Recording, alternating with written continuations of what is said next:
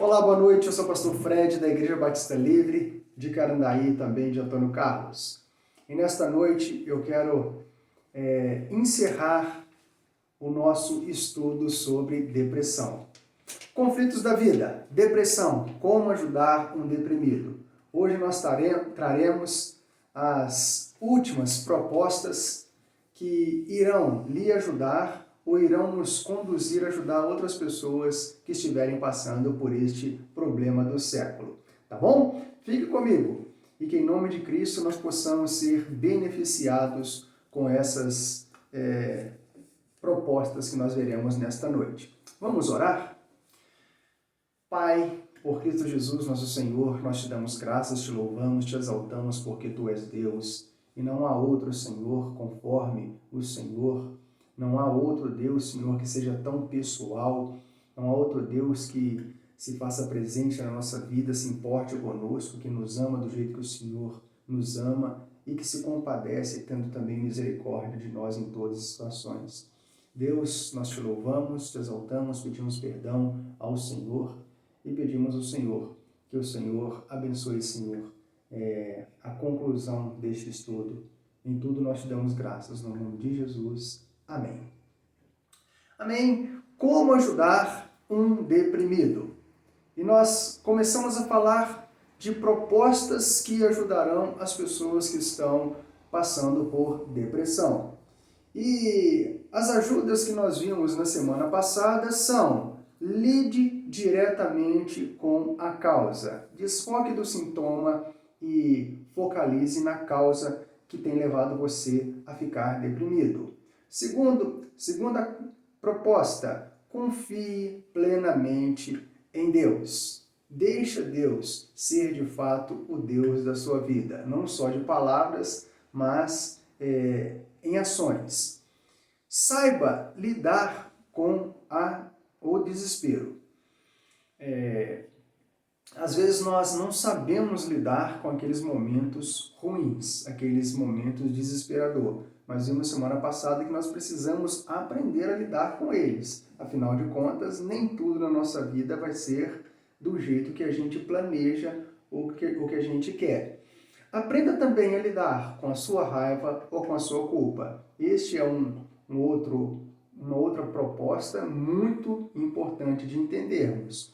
A nossa culpa, a nossa raiva, isso vai gerar em nós, talvez, sequelas, se a gente não souber lidar com eles. E hoje nós queremos, mais uma vez, abrir nossa Bíblia lá em Filipenses capítulo 4. Filipenses capítulo 4. E o nosso texto é Filipenses capítulo 4, versículo 10 ao versículo 13. Um texto da Bíblia que vai nos ajudar, nos motivar, nos encorajar a seguir em frente. Tá ok? E o apóstolo Paulo ele diz para nós lá que alegrei-me sobremaneira no Senhor, porque agora, uma vez mais, renovastes a meu favor o vosso cuidado, o qual também já tinhas antes, mas vos faltava oportunidade. Digo isso não por causa da pobreza, porque aprendi a viver contente em toda e qualquer situação. Tanto sei estar humilhado, como também ser honrado. De tudo e em todas as circunstâncias já tenho experiência, tanto de fartura como de fome, assim de abundância como de escassez. E no versículo 13, o apóstolo diz: tudo posso naquele que me fortalece. Então, irmãos, além das 4 propostas que nós trouxemos na semana passada, hoje nós iremos trazer mais 5 propostas. Não quero tomar o seu tempo, quero ser bem rápido, objetivo, para que você compreenda e que isso possa fazer um resultado, que possa ter um resultado na sua vida, que você possa fazer uso dessas propostas. Tá ok? Então, a 5ª proposta é: confronte o seu modo de pensar. Querendo ou não, o piloto que vai conduzir as minhas emoções, as minhas ações, as minhas reações é o nosso pensamento. Nós sabemos que tudo é gerado no nosso coração, mas muitas batalhas nós vamos enfrentar no nosso pensamento. E cabe a nós dominarmos aquilo que nós iremos pensar. Quando confrontamos tanto os nossos pensamentos quanto os pensamentos de outras pessoas, nós podemos sim evitar a depressão e reduzir a intensidade da nossa vida. Porque é lógico, se no meu pensamento, quando a gente fala de depressão, a gente está voltando para o passado. Se no meu pensamento ele está sempre sobrecarregado, está cheio de informações e eu não consigo lidar com o meu pensamento, eu não consigo confrontar aquilo que eu penso, eu serei uma pessoa vencida. E como que nós vamos pensar de uma forma diferente? Daí é muito legal quando a palavra do Senhor diz que nós precisamos ter a mente do nosso Senhor Jesus Cristo, que nós devemos pensar conforme o Senhor pensa. E isso vai me ajudar, isso vai te ajudar. E o próprio Deus, na sua palavra, tem textos que vão nos ajudar a como nós resolvermos a questão do pensamento. Vamos lá em Salmos. Salmo, lá no meio da Bíblia. Salmo, capítulo, ou melhor, Salmo não é capítulo, né, irmãos? Mas Salmo 119, no finalzinho de Salmo, o Salmo maior que tem aí na palavra, Salmo 119, vamos ler alguns versículos aqui, do versículo 9 ao versículo 16. Salmo 119, 9 a 16. Salmo 119, 9 a 16. De que maneira poderá o jovem guardar puro o seu caminho? Observando segundo a tua palavra. De todo o coração te busquei. Não me deixes fugir aos teus mandamentos. Guardo no coração as tuas palavras, para não pecar contra ti. Bendito és tu, Senhor. Ensina-me os teus preceitos. Com os meus lábios tenho narrado todos os juízos da tua boca. Mais me regozijo com o caminho dos teus testemunhos do que com todas as riquezas. Meditarei nos teus preceitos, e às tuas veredas terei respeito. Terei prazer nos teus decretos. Não me esquecerei da tua palavra. Meus irmãos, imagina você, nós temos o nosso modo de pensar, nós temos a nossa característica pessoal, a nossa personalidade, mas quando nós olhamos para o salmista, você não está vendo uma pessoa que não tem personalidade. Pelo contrário, ele tem uma personalidade voltada para fazer aquilo que Deus espera dele. A gente conhece muito o versículo que guarda no coração as tuas palavras para não pecar contra ti. Mas o contexto aqui, nesse trecho, está falando de uma pessoa que decidiu agir, pensar, meditar, refletir, ponderar e colocar em prática tudo aquilo que alguém tem ensinado para ela. E neste caso, este alguém é o Senhor. Olha só, no versículo 12 está dizendo, ensina-me os teus preceitos. Versículo 14, mais me regozijo no caminho dos teus testemunhos. Versículo 15, meditarei nos teus preceitos. Versículo 16, terei prazer nos teus decretos. Meus amados, e no versículo 9 e 10 diz, de que maneira poderá o jovem guardar puro o seu caminho, observando segundo a palavra? Ou seja, tendo a palavra como guia, a regra da nossa vida, do nosso coração, dos nossos pensamentos, dos nossos passos. De versículo 10, de todo o coração te busquei, e não me deixe fugir aos teus mandamentos. e guardo no coração as tuas palavras, para não pecar contra ti. Aqui eu fiz meio que uma ordem, né, cronológica para a gente entender de como o nosso pensamento vai mudar, de como a nossa vida ela vai seguir outro caminho, outra direção, se nós nos focarmos mais no Senhor, nos planos, preceitos, vontades e mandamentos de Deus. Porque se nós colocarmos a palavra no nosso coração, automaticamente o que vai ocupar o nosso pensamento não são mais as nossas ideias, não são mais as nossas preocupações, mas sim as ideias do Senhor, sim aquilo que Deus tem para mim e para você. É o mesmo que diz lá no Salmo. Salmo 1, muitos também conhecem esse texto, Salmo 1. Então, não sei se você está conseguindo observar como que a gente vai mudar a nossa forma de pensar. Primeiro, a gente tem que confrontar. O que eu tenho pensado? O que tem ocupado a minha mente? São coisas ruins? São coisas que me levam a ficar deprimido? São coisas que são prejudiciais a mim, à minha saúde, ao meu convívio? Se nós pensarmos nas coisas do Senhor, se nós pensarmos naquilo que Deus tem para nós vamos achar um descanso, nós vamos achar uma paz, nós vamos achar um conforto nas palavras do Senhor. E com certeza pensaremos, ficaremos cheios da palavra de Deus no nosso coração, mas também atingindo os nossos pensamentos. Tá ok? Bem-aventurado, Salmo 1.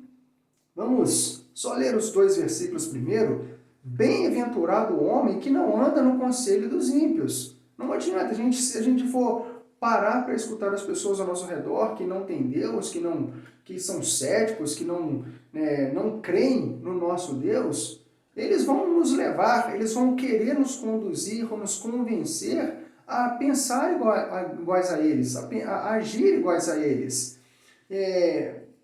Bem-aventurado o homem que não anda no conselho dos ímpios, não se detém no caminho dos pecadores, nem se assenta na roda dos escarnecedores. Ao versículo 2, antes o seu prazer está na lei do Senhor, e na sua lei medita. Você lê, você abre a palavra do Senhor, mas você faz com que essa palavra, ela fique ali na sua mente, você fica meditando, você fica remoendo, você fica trazendo à sua memória essa palavra, para que essa palavra desça ao seu coração e que ela se assente no nosso coração. E uma vez a palavra no nosso coração, como o salmista disse que a gente acabou de ler, nós não iremos pecar contra Deus e não iremos pecar contra nós mesmos. Antes, o seu prazer está na lei do Senhor, e na sua lei medita de dia e de noite. Então, meus amigos, os conselhos que nós temos aqui são bíblicos. Então, cabe a você, não sei se você crê na palavra de Deus, mas cabe a você dar um voto de confiança, não a Deus, mas dar um voto de confiança a você mesmo e fazer o uso da palavra. Colocar a palavra em xeque, no sentido de que ver se ela funciona mesmo. E eu tenho certeza, porque a própria palavra diz em Hebreus 4:12 que ela vai funcionar, ela vai ser eficaz na sua vida. Amém? Então, uma proposta que nós temos, a quinta proposta de hoje, é confrontar os modos de pensar. Não pense mais como uma pessoa que não tem Deus, pense como uma pessoa que tem Deus. Não pense mais como uma pessoa que nunca ouviu falar de Deus, pense agora diferente. E a palavra de Deus, ela está cheia de conselhos bíblicos para a minha vida e para a sua vida. E Filipenses, vamos lá, a gente já está lendo mesmo Filipenses, capítulo 4, versículo 8. Filipenses 4, 8. Está bem aí no início do nosso texto-chave. Filipenses, ou um pouquinho antes, né? Capítulo 4, versículo 8, diz assim: se tem uma suma com relação ao pensamento, a nossa forma de refletir a vida, a Bíblia traz para nós um ótimo, a Bíblia traz para mim e para você um ótimo remédio.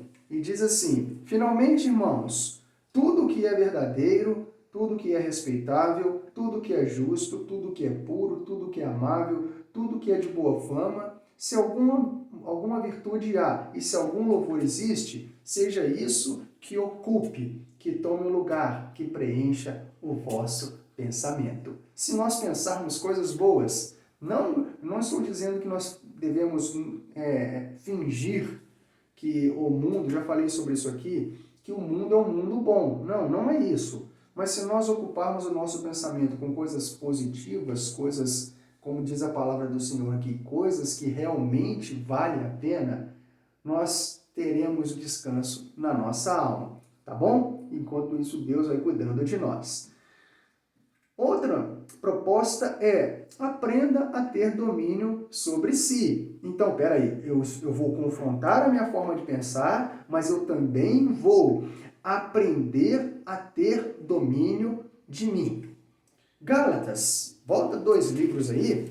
Gálatas, capítulo 5, versículo 22 e 23, fala dos frutos do Espírito. Gálatas 5, 22 e 23 fala dos frutos do Espírito. E diz assim: mas o fruto do Espírito é amor, alegria, paz, longanimidade, benignidade, bondade, fidelidade, mansidão, domínio próprio. Contra essas coisas não há lei. Nós precisamos aprender e entender que o domínio próprio é responsabilidade, é de suma responsabilidade pessoal minha e sua. Nós não podemos ser enganados e achar que porque somos de Deus, o Senhor vai nos dominar, ou o Espírito vai nos dominar. Pelo contrário, o Espírito está sujeito aos profetas. E não nós estamos sujeitos ao Espírito. Mas o foco da questão aqui é que nós precisamos aprender que o ser humano ele foi criado à imagem e semelhança de Deus. Então nós fomos criados à imagem de Deus no que se diz respeito à forma de pensar, à forma de agir, à forma de sentir. Nós temos emoções, nós temos vontade, nós temos necessidade, mas nós temos também a responsabilidade. E uma das grandes responsabilidades que nós temos, e uma vez renovados, refeitos à imagem de Deus, uma vez que recebemos o Espírito Santo da promessa, uma das facetas do Espírito, um dos gomos do Espírito ou do fruto do Espírito na nossa vida é o domínio próprio. Mas às vezes a gente vê muitas pessoas sem domínio. E talvez se você falasse de uma pessoa que não tem Deus, não ter domínio, tudo bem. Ainda assim é compreensível. Mas o servo de Deus, aquele que pensa conforme Deus, aquele que agora tem Deus atuando na vida dele, o influenciando diretamente 100% do tempo, esta pessoa precisa aprender a ter domínio de si, a ter domínio de suas ações, ter domínio daquilo que fala, ter domínio daquilo que faz.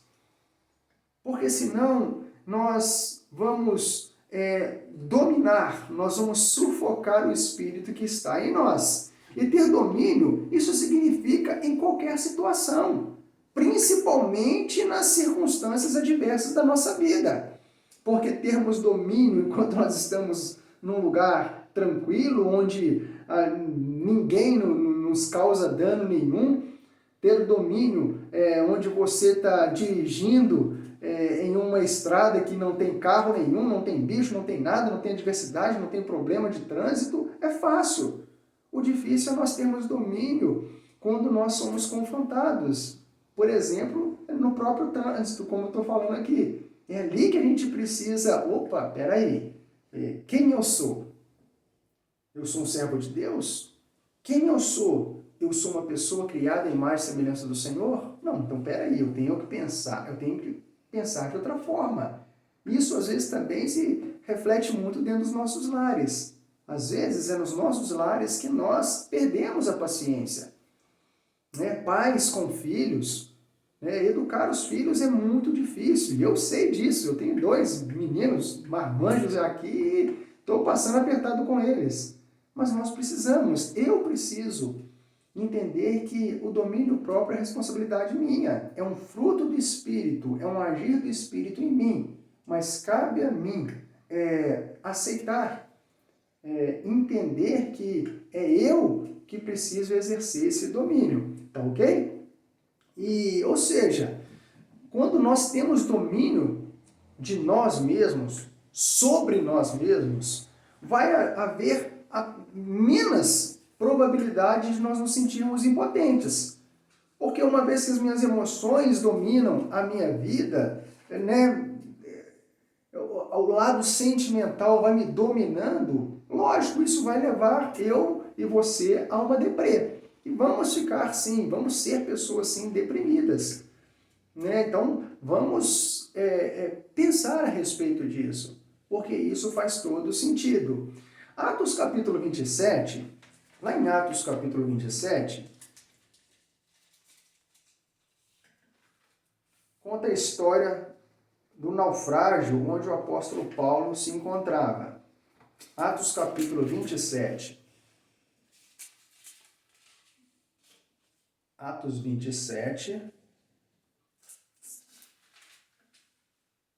versículo 33 ao versículo... Vamos pegar do versículo 33 aí. Vamos até o 37. Já dá para a gente entender alguma coisinha. Enquanto amanhecia, Paulo rogava a todos que se alimentassem, dizendo: hoje é o 14º dia em que, esperando, estáis sem comer, nada tendo provado. Eu vos rogo que comais alguma coisa, porque disso depende a vossa segurança, pois nenhum de vós perderá nem mesmo um fio de cabelo. Tendo dito isso, tomando um pão, deu graças a Deus na presença de todos, e depois de o partir, começou a comer. Todos cobriram ânimo e se puseram também a comer. Estavam no navio 276 pessoas ao todo. Imagine, irmãos, se nós estamos dentro de um navio e esse navio está prestes a naufragar e a gente sabe que vai afundar, vamos usar aí o exemplo do Titanic, como que a gente vai ficar? Como que a gente vai se controlar? Como que a gente vai se dominar? É nesse momento que a gente precisa estar mais sensível ao Espírito Santo. É nesse momento que nós vamos provar de fato se o Espírito Santo ele está tendo lugar na nossa vida, ele está tendo lugar nas nossas decisões, ele está tendo lugar nas nossas reações. E aqui a gente, é engraçado, ou é interessante a gente ver que todos ficaram animados no versículo 36. Então as pessoas estavam desanimadas, as pessoas estavam abatidas, as pessoas estavam sem comer, as pessoas estavam ali pensando assim, de fato é o nosso fim. Mas de repente surge alguém ali e fala assim, opa, peraí pessoal, vamos fazer o seguinte, vamos comer, vamos pegar o pão, vamos dar graças, vamos confiar nossa vida no Senhor, nada vai acontecer conosco. Então, eu e você, nós pensamos assim, nós agimos assim em meio a circunstâncias adversas? Precisamos ter domínio, principalmente nos momentos caóticos que vão aparecer, tá certo? E procure. A 7ª proposta é: procure sempre apoio. Não adianta. O pior veneno, a pior cilada para uma pessoa que está deprimida, de fato, é a solidão. Ela é isolar-se de outras pessoas. Não pense que ficando sozinho as coisas vão melhorar. Eu sei que durante a nossa vida, não estou falando nem de depressão, há momentos que a gente quer realmente ficar num lugar isolado, a gente quer um momento de tranquilidade, isso é diferente. de uma pessoa que está deprimida. A pessoa que está deprimida, ela só quer ficar sozinha, ela só quer ficar trancafiada, ela não quer interagir com outras pessoas. E ela precisa aceitar a realidade que sozinho é muito mais difícil resolver o problema da depressão, certo? Mas também precisa aceitar que comunidades religiosas, tipo pessoas da igreja, pessoas ligadas à igreja, pessoas de fé, pessoas essas que até estudos comprovam que elas são menos propensas a ter tais doenças que a gente está falando aqui. Então, aceite a realidade também que a comunidade religiosa ou grupos de apoio social, grupos terapêuticos, são bem-vindos na sua vida. Não seja uma pessoa preconceituosa, afinal de contas, Jesus disse, né, que o são não precisa de médico, mas sim o doente precisa de médico. Se eu e você estamos passando por esse problema, nós precisamos entender que precisamos sim de ajuda. E procure ou aceite o apoio de alguém. Romanos capítulo 12. Romanos capítulo 12. Romanos 12. Romanos capítulo 12. Estou quase precisando de alguém aqui, né? Porque eu estou indo lá para depois de Coríntios. Romanos capítulo 12, versículo 15. Diz assim: Alegrai-vos com os que se alegram. Alegrai-vos com os que se alegram. E chorai com os que choram. Quando a gente fala em procurar apoio, nós precisamos mesmo de pessoas que irão chorar conosco. Raramente uma pessoa deprimida, ela está num momento de alegria. O momento dela é de tristeza, o momento dela é de solidão, o momento dela é de angústia. O momento dessa pessoa é um momento de sofrimento. E a melhor coisa que nós vamos poder ter neste momento é encontrar pessoas que chorem com a gente. Pessoas que sofram aquilo que nós estamos sofrendo. Então, eu não sei de fato como é estar deprimido, igual muitas pessoas dizem. Mas nós precisamos nos colocar ao lado das pessoas que estão passando por este problema para que nós possamos conseguir entender, estar ao lado, ouvir, ser somente ouvinte, mas também sentir o que essas pessoas estão sentindo. Tá bom? Que nós possamos ser mais pessoas de choro, para chorar com aqueles que choram. É o que a palavra do Senhor está nos ensinando. E quando nós olhamos em Lucas capítulo 15, a gente não vai ler lá, né, sobre o filho pródigo, mas eu digo também que nós precisamos encontrar sempre um pai pródigo, tá bom? Então eu e você, nós somos às vezes os filhos pródigos, mas precisamos encontrar o pai pródigo, aquela pessoa que com amor transbordante sempre está pronto a te apoiar. E hoje é tão difícil isso acontecer, né, pessoal? Nós estamos vivendo um dia de indiferença, né? Nós não estamos contando muito com a simpatia de todos. Pelo contrário, nós vemos às vezes uma indiferença até mesmo envolvendo as pessoas que confessam ter Jesus Cristo como o Senhor das suas vidas. Mas, voltando aqui ao nosso caso, procure sim apoio, porque eu tenho certeza que você vai encontrar pessoas que vão chorar com você, mas também vai encontrar pais pródigos por aí, abertos a te abraçar com amor transbordante. Amém? E por fim, meus amados, por fim não, né? A oitava proposta que nós temos é que a pessoa deprimida, eu sei que talvez falar para ela procurar apoio já é difícil, mas imagine você dizer para ela, dedique-se a outros ou dedique-se a outras pessoas. Esta pessoa, ela precisa compreender que você já ouviu falar no AA, todos nós conhecemos, Grupo de Alcoólicos Anônimos, ou NA, Narcóticos Anônimos.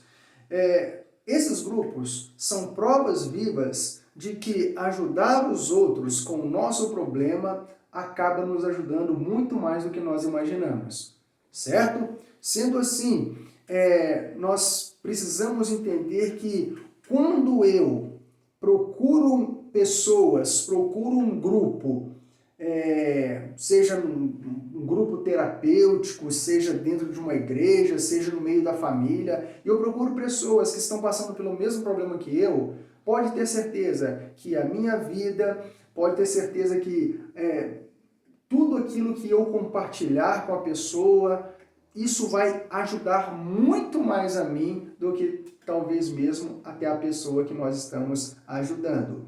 Em Efésios capítulo 4, versículo 32, Efésios 4, 32.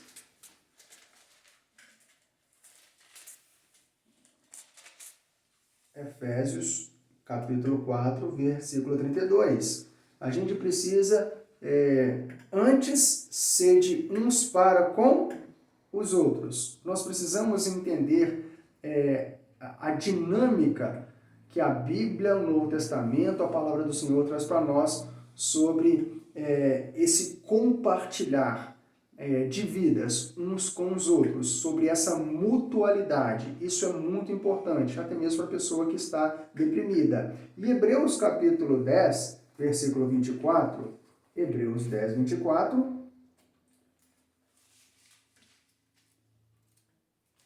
Então, quando nós contribuímos com a nossa experiência, isso até mesmo com os nossos problemas, os nossos males, com outras pessoas que têm a mesma coisa, estão passando pela mesma situação, isso vai contribuir muito para que eu tire o foco de mim e coloque o foco na outra pessoa, tá bom?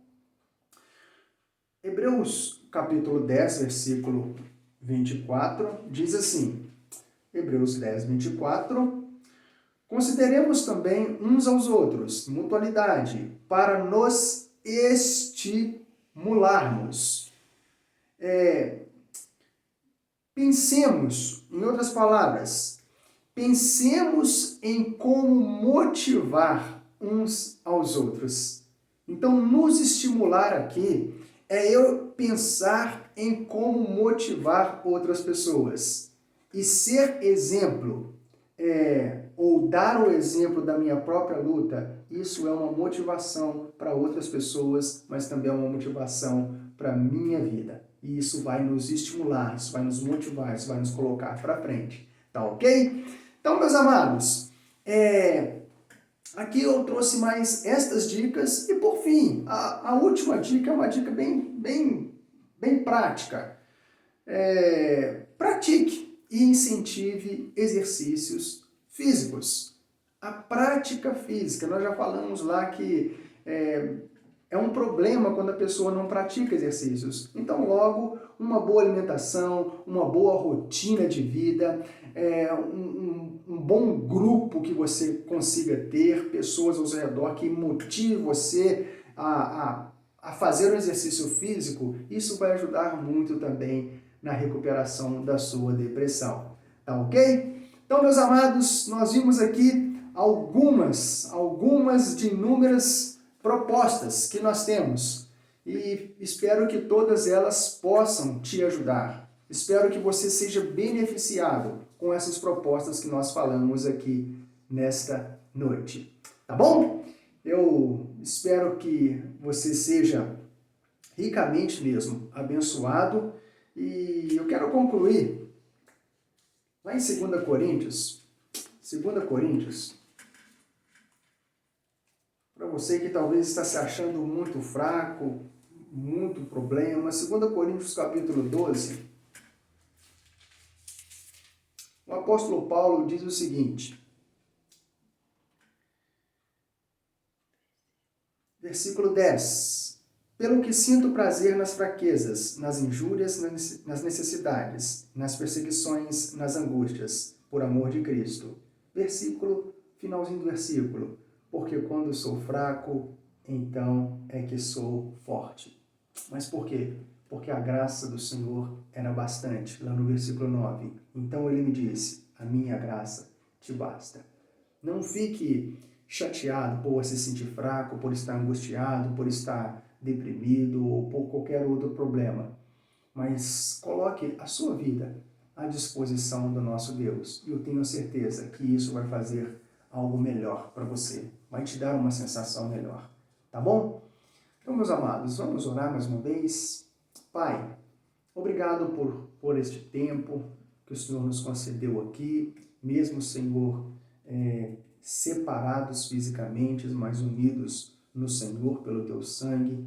Somos uma família na fé, somos pessoas, Senhor, cada um com seus problemas, com sua realidade, com sua necessidade, mas agradeço ao Senhor, Deus, porque o Senhor nos permite ter, conhecer, primeiramente a Ti, o Teu Filho, e depois a pessoas que fazem parte da nossa vida. Senhor, que as nossas lutas sejam solucionadas pelo Senhor. E se assim o Senhor não permitir, que nós possamos estar na Tua presença, porque isso é o bastante, que a Tua graça em nós venha nos aperfeiçoar. Isso até mesmo na fraqueza que nós encontramos no nosso dia a dia. Pai, abençoe a minha cidade, abençoe os meus amigos, abençoe minha família, abençoe, Senhor, o nosso país. Que em nome de Cristo nós possamos ser alcançados por Ti, na pessoa de Teu Filho Jesus. Essa é a nossa oração em nome de Jesus. Amém. Amém, meus irmãos? Que Deus te abençoe. Foi bom ter esse tempo aqui com você. Precisando, entre em contato conosco, tá bom? Sou o pastor Fred, estou atuando em 2 igrejas, Carandaí e Antônio Carlos, na Igreja Batista Livre. Se você precisar, aparece lá, porque teremos o prazer em te ajudar. Fica com Deus, que Deus te abençoe. Tchau, tchau.